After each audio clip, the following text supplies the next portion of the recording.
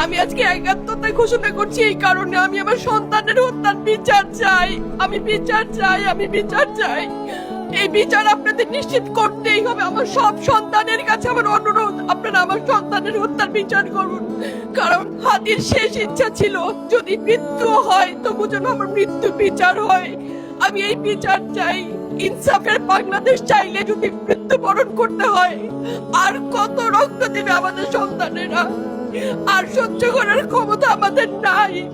আমাদের সন্তানদের বাঁচতে দিন। ইনসাফের বাংলাদেশ গায়েব হোক। আমরা আর সহ্য করতে পারি না। প্রশাসনের কাছে, সবার কাছে একটাই মাত্র অনুরোধ, আমাদের বাচ্চাদের বাঁচতে দিন, আমাদের ইনসাফের বাংলাদেশ দিন। কথা বলার শক্তি আমার নাই, আমার চোখ ভরে আসছে। আমি সহ্য করার শক্তি আমাদের নাই। আমাদের বাচ্চাদের বাঁচতে দিন। প্রশাসন সজাগ হবে কবে? আর কত মৃত্যু আমার বাচ্চাদের দেখতে হবে?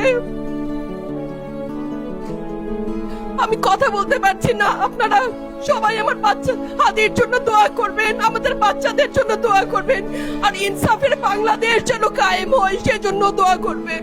আসসালামু আলাইকুম।